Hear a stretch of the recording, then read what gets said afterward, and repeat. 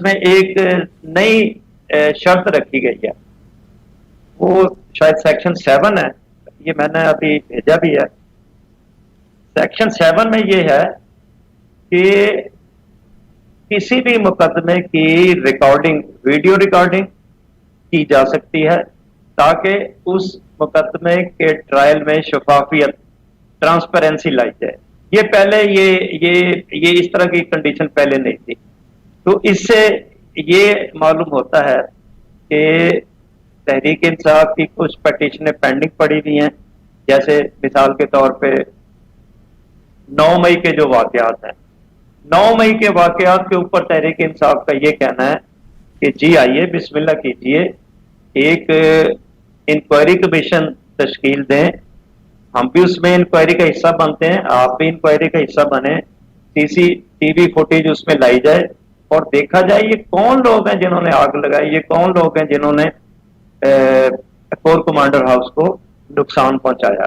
तो ये pending supreme court में, ये पिटीशन सुप्रीम कोर्ट में पेंडिंग है। इसी तरह की बहुत सारे इलेक्शन के मामला हैं, वो पेंडिंग पड़े हुए हैं। अब ये चीफ जस्टिस साहब की मर्जी होगी कि वो अमीनुद्दीन साहब के मिलके उनकी समाअत करें या ना करें, या उनको पाइपलाइन में रख दें और ये फैसला कर दें जी कि ये बारी के हिसाब से इन मुकदमात की समाअत की जाएगी। तो ऐसा पाकिस्तान की 75 साल तारीख में ये पहली मर्तबा किया जा रहा है। इस तरह दुनिया के किसी मुल्क में ऐसा नहीं होता। दुनिया के ममालिक में ये होता है कि जो मुफाद आमा का मामला हो, मसलन कोई एमरजेंसी लग जाए, फ्लड आ जाए, या खुदा ना खास्ता कोई फाइनेंशियल एमरजेंसी हो जाए, तो उस नवैयत के जो मुकदमात हैं सुप्रीम कोर्ट उन्हें पहले सुनती है और बाकी जो आम नवैयत के मुकदमात हैं उनको फिर पेंडिंग कर दिया जाता है कि इनको किसी और मुनासिब वक्त पे सुन लेंगे। तो इस सारी एक्सरसाइज का मकसद ये है कि हुकूमत चाहती है कि अपनी पसंद के, अपनी मर्जी के फैसले, जब तक काजी फाइज ईसा साहब चीफ जस्टिस पाकिस्तान हैं, उनसे अपनी मर्जी के फैसले लिए जाएं। आज 21 सितंबर हो गई है, उनकी रिटायरमेंट में 1 माह और 3-4 दिन बाकी रह गए हैं। अभी 2-3 दिन में ये पता चल जाएगा कि वफाकी हुकूमत नए चीफ जस्टिस के लिए नोटिफिकेशन 1 माह पहले जारी करती है या नहीं करती। बिलावल भुट्टो साहब और नून लीग के भी बाज वफाकी वुज़रा ने यह बरमला कहा है कि आइंदा चीफ जस्टिस सैयद मंसूर अली शाह साहब ही होंगे, लेकिन मंसूर अली शाह साहब को चीफ जस्टिस बनने से पहले हुकूमत ये सोच रही है कि उनके पर काट दिए जाए। उनके पर काट दिए जाएं। मुझे एक बात बताइएगा, काजी फाइज ईसा साहब बहुत बार इनकार कर चुके हैं कि मैं एक्सटेंशन नहीं चाहता, और अगर फ़र्द वाहद के लिए ये हो तो मैं बिल्कुल भी नहीं चाहता। आप क्या समझते हैं कि ये जो वफाकी आइनी अदालत बन रही है, तो there must be something for him, will क्या इनकी कोई पोजीशन उस वफाकी आइनी अदालत में हो सकेगी to give the favour to जो भी रूलिंग पार्टी होगी? आप देखें, दुनिया में जहां कहीं कॉन्स्टिट्यूशनल कोर्ट हैं उनके पास कॉन्स्टिट्यूशनल मैटर्स जाते हैं। कॉन्स्टिट्यूशनल मैटर्स में क्या है, जो आर्टिकल 184(3) में है, जैसे कोई मुफाद आमा का मसला है, कोई ऐसा मसला है जिसमें बुनियादी हकूक को सलब किया गया है, तो वो कॉन्स्टिट्यूशनल कोर्ट बैठती है और उसका पाकिस्तान में जो फंडामेंटल राइट्स हैं, बाकायदा चैप्टर है उसका, उसको पेश नजर रख के फैसला करती है। लेकिन ये आईनी कोर्ट अगर बना दी गई तो पाकिस्तान में अमली तौर पे 2 सुप्रीम कोर्ट होंगे।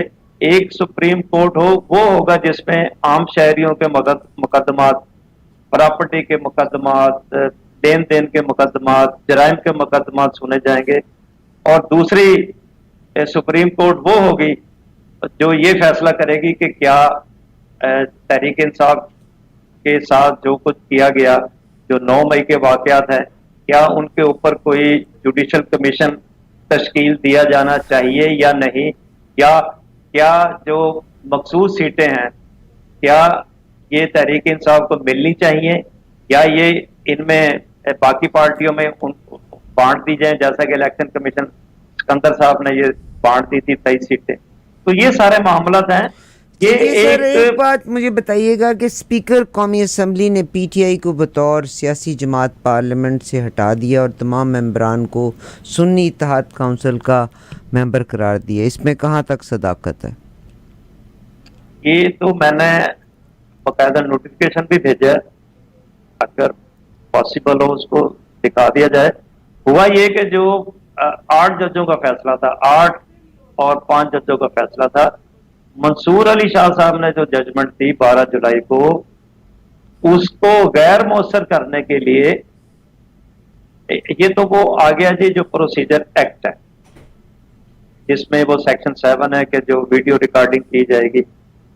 ये मैंने अभी भेजा पार्टी पोजीशन, तमाम पार्टियों की पोजीशन आ गई, उसमें जो ये आ गई। इसमें देखें ये सारी पहले मुस्लिम लीग नून की हैं और नीचे जाके ये देखें जो ये सीटें हैं, ये सुन्नी इत्तेहाद काउंसिल नीचे आ गया।